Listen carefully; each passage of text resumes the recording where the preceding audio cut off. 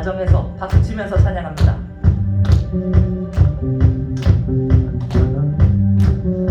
주 날 구원했으니 날 구원했으니 어찌 잠잠하리 기쁨에 찬송 드리리 주의 제사 했으니 어찌 잠잠하리 기쁨에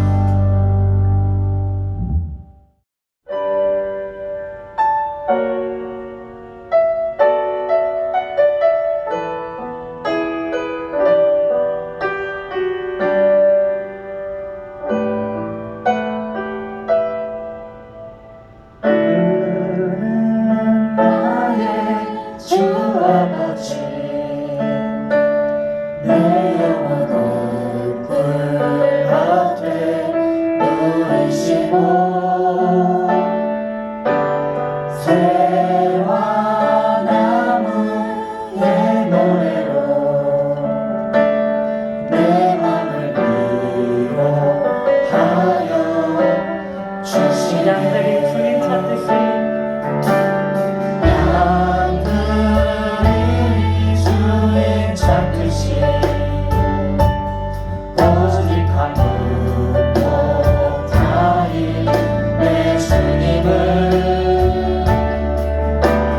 내가 찾고 또 따르니 주 곁에 나를 내어 주소서. 내 피난처 주는 내 피난처 내 요새 대신이 내 피할 곳은 주뿐이네.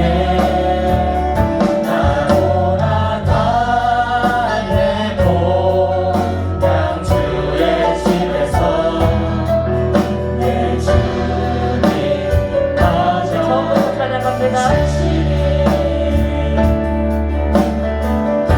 그는 나의 주 아버지 그는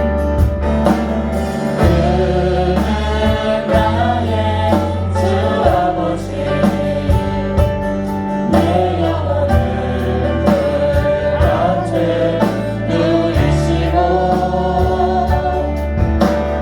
새와 나무의 노래로 내 맘을 위로하여 양들이 주님 찾듯이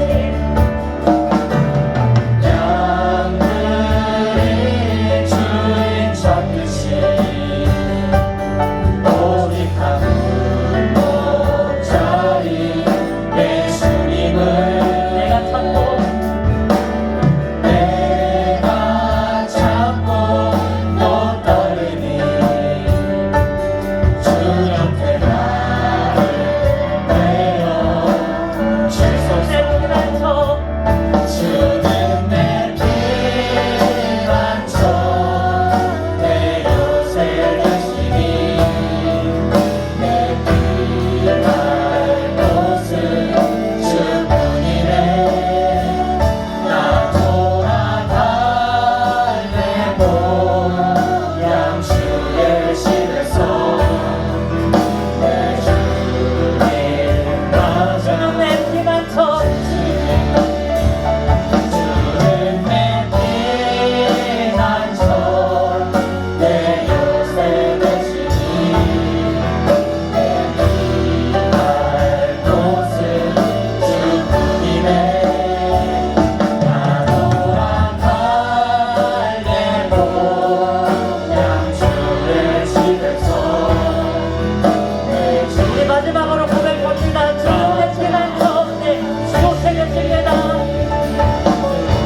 내 피난처 내 요새 대신이 내 피할 곳은 주뿐이네. 나 돌아갈래고 양주의 집에서 내 주님 맞아 주시니.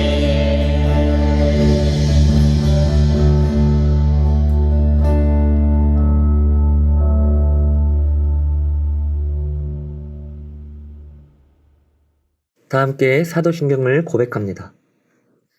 나는 전능하신 아버지 하나님, 전지의 창조주를 믿습니다. 나는 그의 유일하신 아들, 우리 주 예수 그리스도를 믿습니다. 그는 성령으로 잉태되어 동정녀 마리아에게서 나시고 본디오 빌라도에게 고난을 받아 십자가에 못 박혀 죽으시고 장사된 지 사흘 만에 죽은 자 가운데서 다시 살아나셨으며 하늘에 오르시어 전능하신 아버지 하나님 우편에 앉아 계시다가 거기로부터 살아있는 자와 죽은 자를 심판하러 오십니다. 나는 성령을 믿으며 거룩한 공교회와 성도의 교제와 죄를 용서받는 것과 몸의 부활과 영생을 믿습니다. 아멘. 사랑의 주님, 이렇게 또 한 번 한 주간을 살아내게 하시니 감사드립니다. 참으로 긴장의 끈을 놓을 수 없는 날의 연속이지만 그 안에서도 믿음을 잃지 않게 해주세요. 당연하게만 생각했던 것들에 대한 소중함을 깨닫게 하시고 하루빨리 우리의 일상과 성도의 교제를 되찾게 해주세요. 이번 한 주도 모든 죽어가는 것들을 사랑할 수 있게 해주시고 기쁨으로 승리할 수 있도록 함께 해주세요. 예수님 이름으로 기도드립니다. 아멘. 성경을 가슴에 품고 말씀 고백하겠습니다. 이것은 내 성경입니다. 성경은 내게 말씀하시는 하나님의 음성입니다. 하나님이 누구이시며 나를 향한 하나님의 목적이 무엇이며 내가 얼마나 복되고 사랑받는 사람인지 말해줍니다. 그리고 내가 어떤 사명과 비전을 품고 살아야 할지 가르쳐줍니다. 오늘 이 말씀 앞에 마음의 문을 엽니다. 내 심령이 열려있는 만큼 나는 새로운 축복을 받을 것입니다. 이제 하나님 말씀을 기꺼이 듣겠습니다. 마가복음 12장 1절에서 12절 말씀입니다. 예수께서 비유로 그들에게 말씀하시되 한 사람이 포도원을 만들어 산 울타리로 두르고 집 짜는 틀을 만들고 망대를 지어서 농부들에게 새로 주고 타국에 갔더니 때가 이름에 농부들에게 포도원 소출 얼마를 받으려고 한 종을 보내니 그들이 종을 잡아 심히 때리고 거저 보냈거늘 다시 다른 종을 보내니 그의 머리에 상처를 내고 능욕하였거늘 또 다른 종을 보내니 그들이 그를 죽이고 또 그 외 많은 종들도 덜어는 때리고 덜어는 죽인지라. 이제 한 사람이 남았으니 곧 그가 사랑하는 아들이라. 최후로 이를 보내며 이르시되 내 아들은 존대하리라 하였더니 그 농부들이 서로 말하되 이는 상속자니 자 죽이자 그러면 유산이 우리 것이 되리라 하고 이에 잡아 죽여 포도원 밖에 내던졌느니라. 포도원 주인이 어떻게 하겠느냐 와서 그 농부들을 진멸하고 포도원을 다른 사람들에게 주리라. 너희가 성경의 건축자들이 버린 돌이 모퉁이의 머릿돌이 되었나니 이것은 주로 말미암아 된 것이요 우리 눈에 놀랍도다 함을 읽어보지도 못하였느냐 하시리라. 그들이 예수의 이 비유가 자기들을 가리켜 말씀하심인 줄 알고 잡고자 하되 무리를 두려워하여 예수를 두고 가니라. 오늘 이렇게 비대면으로 유튜브로 예배를 드리는 우리 중고등부 학생들 그리고 선생님들의 삶 가운데 주님의 축복과 하나님의 크신 놀라운 위로가 함께하기를 소망합니다. 오늘은 예수님께서 예루살렘에 입성하신 뒤 고난주간에 나눴던 포도원 농부의 비유에 대해서 우리가 한번 살펴보고자 합니다. 혹시 여러분 지금 이 그림 앞에 나와 있는 그림에 세 사람이 등장합니다. 박명수, 홍진호, 그리고 살리엘이라는 이 세 사람이 있는데요. 이 세 사람의 공통점이 무엇일까요? 바로 2인자라는 그 특징이 공통점입니다. 혹시 여기에서 누군지 모르겠지만 살리엘이라고 지금 이름이 적혀 있어요. 혹시 그 이름을 따서 하나의 증후군이 있는데 살리엘이 증후군이라고 있어요. 혹시 이 증후군이 무엇인지 아시나요? 방금 전도사님이 특징에 대해서 이야기를 했을 때 그것을 힌트로 얻는다면 어느 정도 유추할 수 있을 것입니다. 바로 살리엘이 증후군이란 2인자가 1인자를 시기하고 또 불편해하거나 또는 부러워하는 그 질투의 감정을 갖는 것을 의미합니다. 여기서 나오는 이 살리엘이는 오스트리아 빈 궁정에서 음악과 관련된 일을 최종적으로 관리하고 책임지고 집행하는 그런 궁정 악장이었습니다.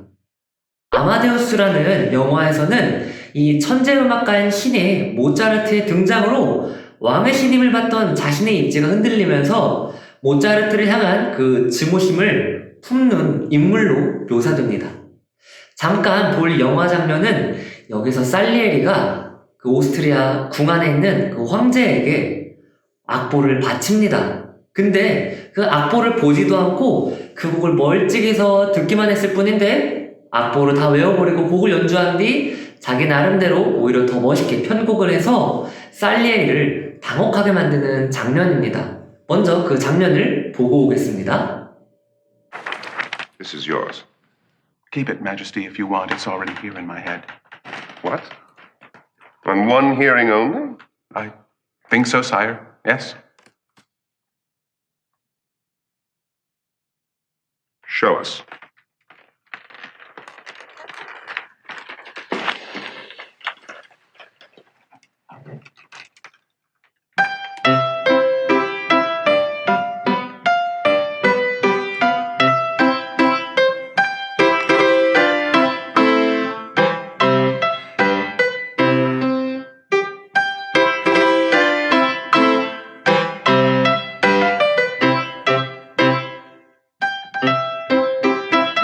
The rest is just the same, isn't it?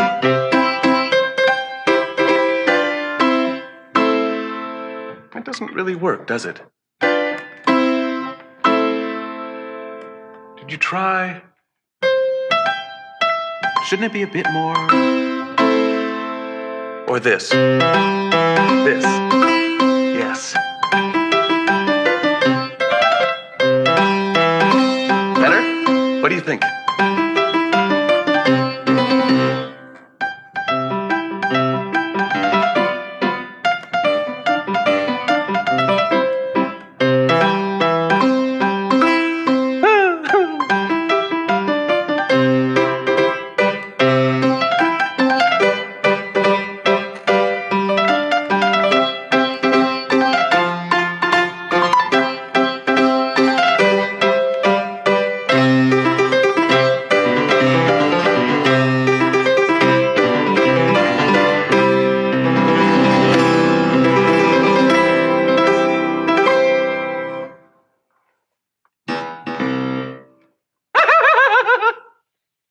마지막 모차르트의 그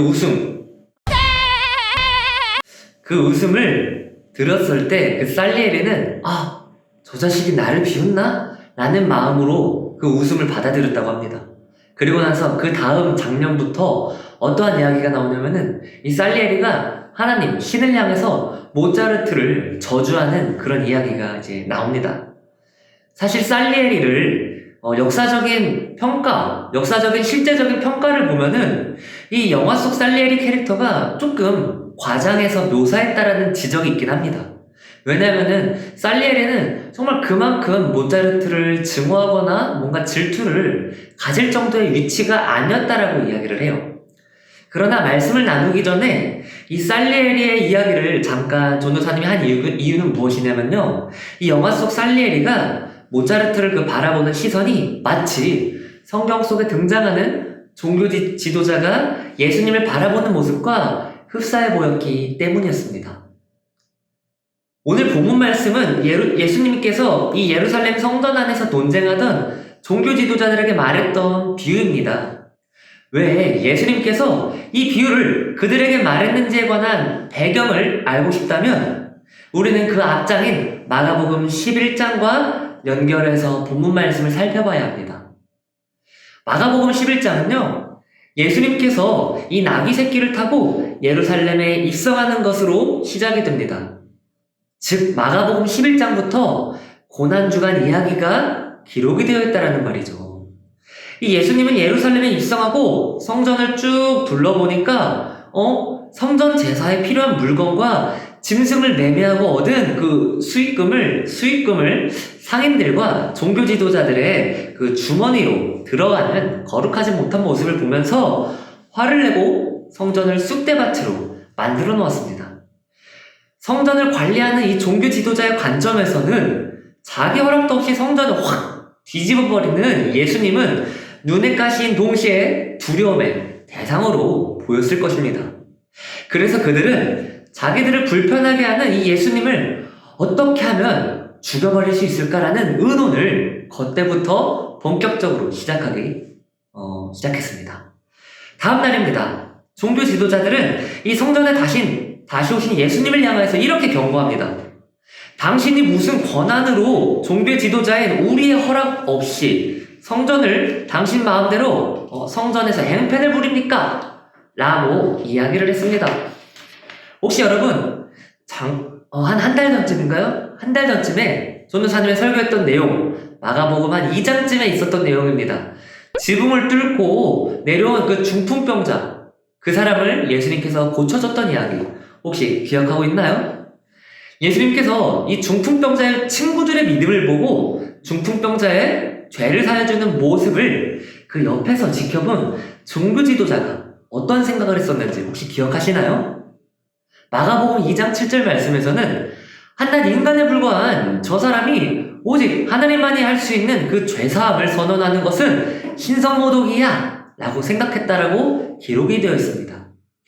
분명 이 종교 지도자의 관점에서는 성전에 와서 제사장을 통해 이렇게 하나님께 제사를 지내는 행위가 죄사함의 필수적인 의식인데 어떠한 의식이나 행위를 무시해버리고 오로지 믿음으로만 보고 죄사함을 받을 수 있다라고 선언해버린 그 예수님은 성전제사의 중요성을 완전히 상실하게 해서 종교 지도자의 입지를 훼손하는 위협적인 모습으로 보였을지도 모릅니다. 우리가 종교 지도자의 관점도 분명 이해할 필요는 있겠습니다. 그러나 그렇다고 해서 하나님의 아들로서의 그 예수님의 존재를 부정해버리고 그리고 예수님이 죄사함의 권한이나 성전을 관장하고 관리하는 권한을 가진 것처럼 행동하는 것이 신성모독이다 라고 우리는 말할 수 있을까요? 아마 그렇지는 못할 것입니다. 하나님의 고유 권한인 죄사함의 권한을 동등하게 가진 예수님을 향해서 무슨 권한으로 우리의 허락 없이 당신 마음대로 성전에서 행패를 부리느냐라고 묻는 종교 지도자가 오히려 신성모독을 하고 있는 것은 아닐까요? 결국 종교 지도자는 예수님의 정체를 제대로 이해하지 못한 채 하나님의 아들을 십자가에 못 박혀 죽일 계획을 세운 것이었습니다. 이런 상황에서 예수님은 포도원 농부의 비유를 종교 지도자에게 말합니다. 비유는 이렇습니다. 포도원 주인 한 명이 있는데요. 그는 포도원을 너무 소중히 여겨서 짐승들이 포도원에 침입해서 포도밭을 망치지 않도록 주변에 울타리를 치고 외부인의 출입과 공격을 막기 위해 망대를 세우는 등 만발의 준비를 하고 포도즙을 짜는 틀까지 안에 설치를 했었습니다. 그리고 그는 농부들에게 포도원을 잘 관리하고 좋은 포도를 생산할 수 있게끔 모든 것을 전적으로 그들에게 맡기고 일정 금액을 준 뒤 떠났습니다. 시간이 흘러 포도 열매를 거두고 소출이 났을 때 주인은 그의 종을 농부에게 보내서 어느 정도의 수익을 받아오라고 이제 명령을 했습니다.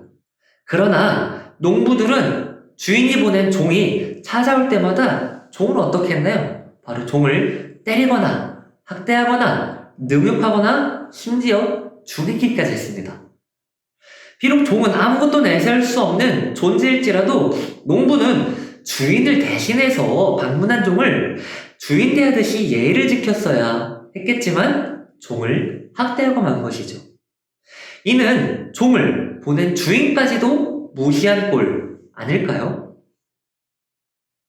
그러나 주인은 농부가 무서워서 어떠한 대응도 못하는 것이 아니라 인내와 자비의 모습을 보여주면서 이제 남은 단 한 사람인 사랑하는 자기 아들을 마지막으로 농부에게 보냅니다.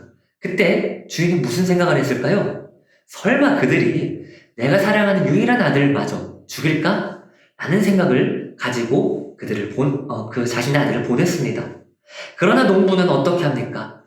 욕심으로 아주 그냥 똘똘 뭉친 그들은 주인의 아들인 상속자를 죽이면은 주인의 유업을 우리들이 차지할 수 있을 거야 라는 생각으로 아들을 맞이하고 아들마저 죽여버립니다.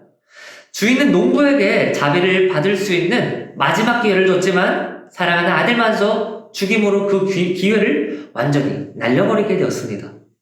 그리고 주인이 직접 출동해서 이 문제적 남자들인 농부들을 모두 제거해버리고 포도원을 다른 사람에게 주는 것으로 이 비유가 마무리됩니다. 오늘 이 비유는 중요한 키워드마다 딱딱딱 들어가는 누군가가 떠오를 것입니다. 포도원은 이스라엘을, 포도원 주인은 하나님을, 종은 구약의 예언자들을, 포도원 주인의 사랑하는 유일한 아들은 예수님을, 임시로 세를 받고 포도원을 관리하던 농부는 종교 지도자를 상징하고 있습니다. 결론부터 말하면은 이 비유는 무엇일까요? 바로 종교 지도자에 의해 예수님이 고난을 겪고 십자가에서 죽음을 맞이하게 될 것이라는 죽음 예언의 비유인 동시에 예수님을 죽게 만든 종교 지도자의 만행으로 자신들의 결말을 비극적으로 이끌어 나갈 것이다라는 심판의 비유입니다. 이 비유에서 등장하는 주인의 아들은 포도원을 아버지에게 물려받을 수 있는 유일한 존재였습니다. 그리고 농부는 포도원 주인의 일을 대신하던 존재였는데요. 농부는 주인의 아들을 죽이고 포도원의 유업을 대신 물려받아 포도원의 새 주인으로 되려는 그 욕심이 아주 가득했었습니다. 이처럼 하나님이 예루살렘 성전의 주인인데 그 주인의 자리를 지금까지 종교 지도자들이 꿰차고 있었으며, 그러다가 갑자기 등장한 예수님이 성전 일과 관련해서 지금까지 누리던 종교 지도자의 권한에 위협을 가하니 이 예수 저 자식을 죽여야겠다라는 생각을 종교 지도자들이 하고 예수님의 그 십자가 처형에 앞에 서서 앞장섰던 것이죠. 마치 비유의 이야기처럼 말이죠. 오늘 비유는 유쾌하고 행복한 비유가 아니라 슬프면서도 웅장한 그런 분위기로 결말이 매듭짓습니다. 예수님이 종교 지도자에게 버림을 받은 존재였을지라도 하나님께서는 독생자 되시는 예수 그리스도를 교회의 머리로 세워주셨습니다. 그리고 하나님께서는 오직 그때 당시까지만 해도 오직 유대인들에게만 출입이 허용되었었던 그 성전을 예수 그리스도의 십자가 죽음으로 허물어 버리시고 구원의 대상이 유대인에게만 제한된 것이 아니라 이방인에게까지도 확장되는 선교 확장의 역사를 선언하셨습니다. 오늘 말씀을 묵상하면서 독생자 되시는 아들을 우리를 위해서 기꺼이 내어주신 하나님 아버지의 사랑과 십자가 죽음으로 말미암아 우리의 주인이 되어주시고 교회의 머리가 되어주신 그 예수 그리스도의 헌신을 오늘 우리가 꼭 기억하며 나아갔으면 좋겠습니다. 사실 이번 한 주 동안 우리 중고등부 안에서 너무나도 많은 힘든 이야기들이 오갔습니다. 전도사님이 우리 중고등부 학생들에게는 좀 자세하게까지는 이야기는 못했겠지만 그러나 어제 잠시 토요일 날에 이야기를 좀 나눴습니다. 현재 중고등부 상황에 코로나로 인하여서 힘들어하고 있는 우리 선생님들이 많이 있다라는 이야기를요. 여러분들 이 사순절 기간 동안 예수님의 고난과 묵상을 생각하는 동시에 여러분들이 꼭 한 가지 했으면 하는 바람이 있습니다. 그것이 무엇이냐면요, 현재 자가격리 중이고 코로나로 인하여서 심신이 많이 아파하고 있는 우리 선생님들을 위해서 꼭 여러분들 조금이라도 시간을 내서 기도하는 시간들, 회복이 잘 되고 마음의 아픈 것들이 회복되고 그렇게 할 수 있도록 여러분들이 꼭 기도하는 친구들이 됐으면 좋겠습니다. 다들 하실 수 있으시죠?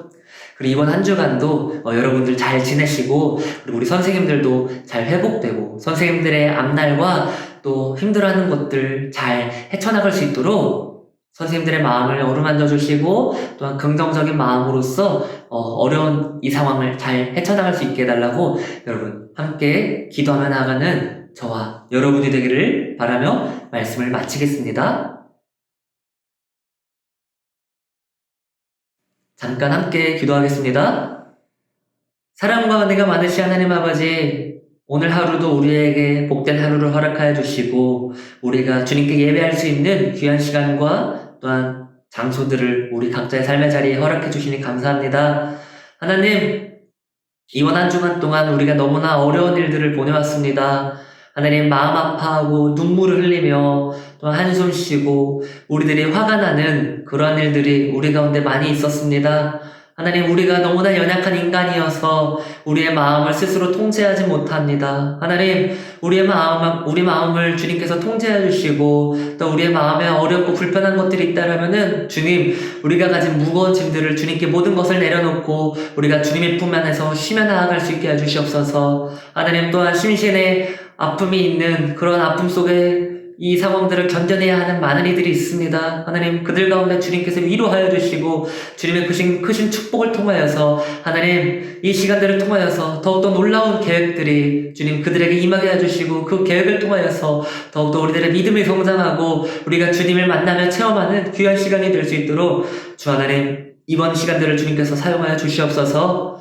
하나님, 이번 한 주간도 보낼 때 우리의 건강과 우리의 안전을 지켜주실 줄 믿사오니 감사드리며 이 모든 말씀 예수님의 이름으로 기도합니다. 아멘. 다 함께 주기도문을 고백합니다. 하늘에 계신 우리 아버지, 아버지의 이름을 거룩하게 하시며 아버지의 나라가 오게 하시며 아버지의 뜻이 하늘에서와 같이 땅에서도 이루어지게 하소서. 오늘 우리에게 일용할 양식을 주시고 우리가 우리에게 잘못한 사람을 용서하여 준 것 같이 우리 죄를 용서해 주시고 우리를 시험에 빠지지 않게 하시고 악에서 구하소서. 나라와 권능과 영광이 영원히 아버지의 것입니다. 아멘.